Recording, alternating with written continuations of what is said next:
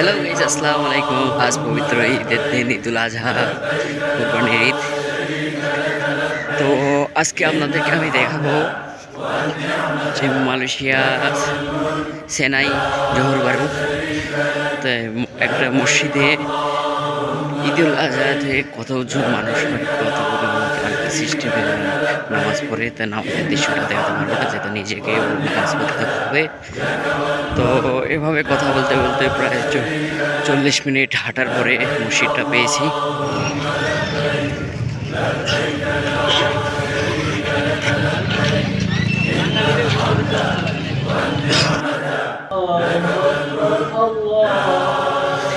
অবশেষে নামাজটা কায়েম করলাম।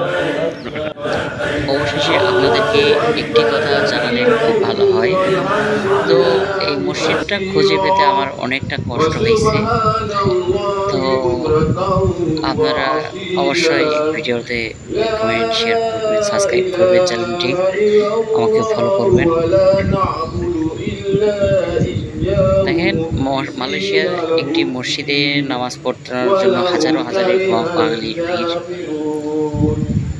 হাজারো মানুষের গান ঢল এবং চোখে হাসি, হাজারো প্রবাসী, হাজারো হাজার প্রবাসী। দেখেন, নামাজ পড়ার মসজিদের ভিতর তো একেবারে জায়গা হয়নি। তারপর রাস্তার ধার দিয়ে আশেপাশে কলকারখানা আছে, তারা ট্রেনের পাশে যে যেখানে যে অবস্থায় পাইছে ওই অবস্থায় নামাজের জন্য খাড়া হয়ে গেছে।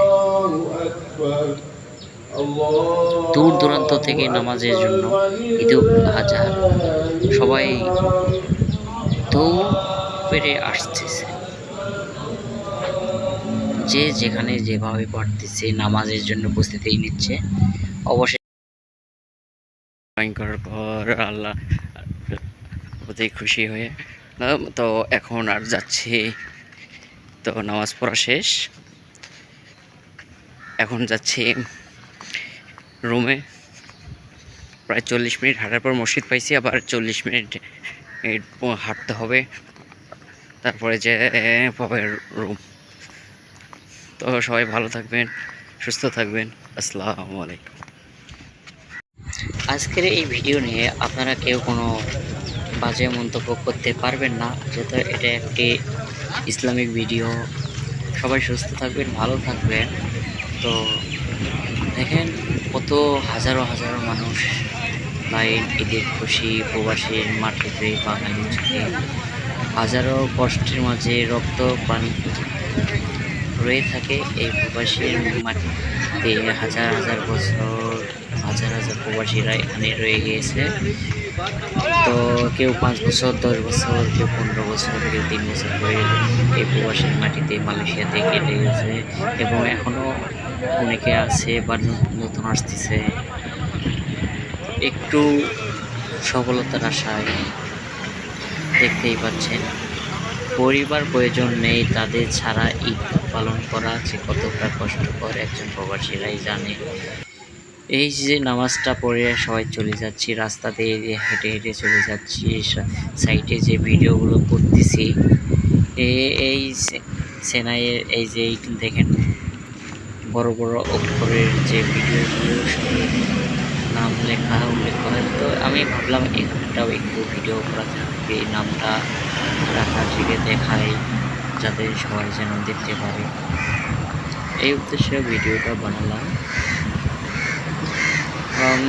শুধু এই উদ্দেশ্য না, এই নামাজ পড়লাম ঈদের, আর মালয়েশিয়াতে এই সেনায় রাস্তার পাশে ওয়ার্কশপ বলেন বা মিল কারখানা বলেন, এগুলোর কোনো অভাব নেই।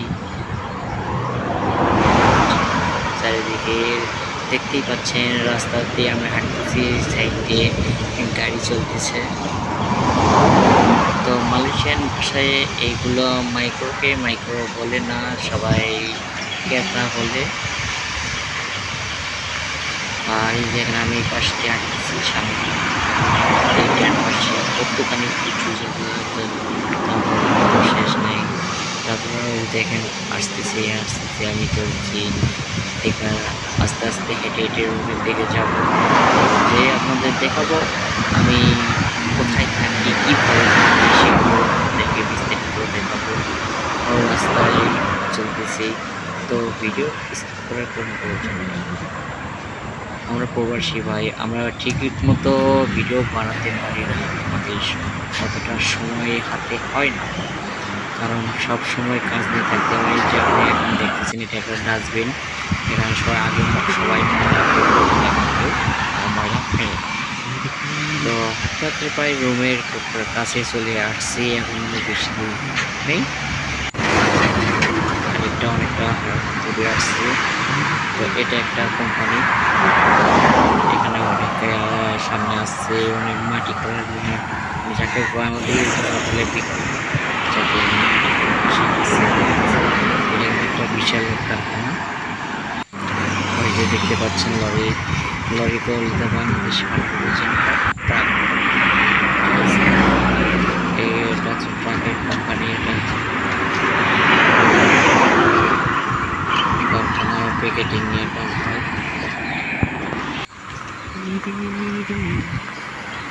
তো এই চলে আসছি এইখানে ভিডিও করার, এখানে 3টি কারখানা আছে, প্যাকেটিংয়ে কাজ হয়।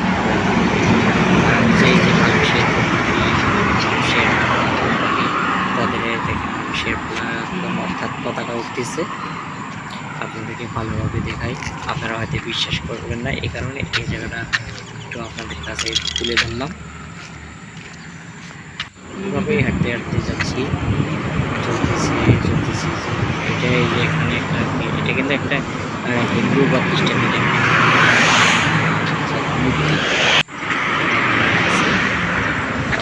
একটু পূজা হচ্ছে করে।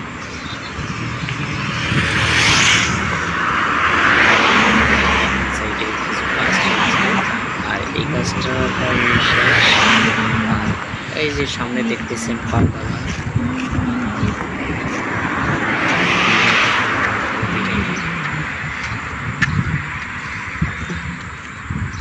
এখানে পাশে সামনে এই কোণার দিকে একটু লক্ষ্য করবেন।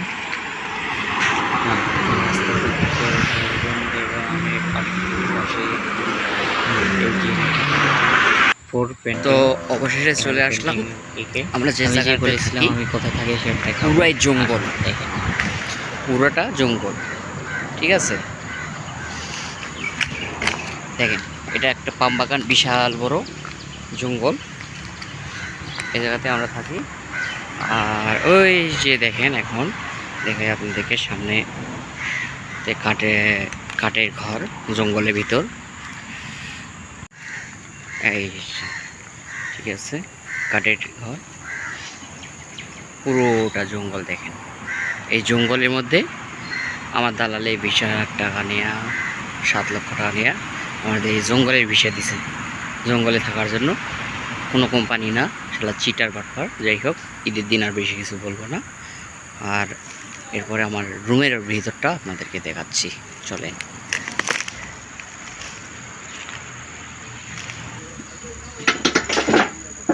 এটা এখানে আমরা রান্না করি। এই দেখেন দরজার অবস্থা কিচ্ছু নাই, শুধুমাত্র একটা কাঠ। আর এই ভিতরের অবস্থা,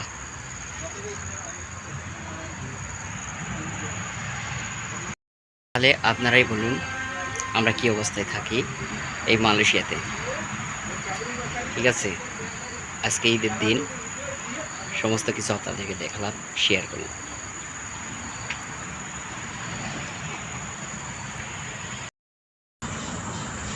আর থাকাও লাগে এই জঙ্গলে, এই জঙ্গলের মধ্যে থাকা লাগে। বিল্ডিংয়ের কাজ কাম সারাদিন রোদের মধ্যে করা লাগে, আর থাকি এই জঙ্গলে, এই কাঠবাসের মধ্যে, কাঠের ঘর, মেজাতে কিছু নাই। বিল্ডিংয়ে খুব কাজে কষ্ট ভাই। কেউ যদি জীবনকে জীবন না মনে করেন, তাহলে আপনি বিল্ডিং কনস্ট্রাকশনের কাজের বিষয়তে মালয়েশিয়াতে আসতে পারেন। আর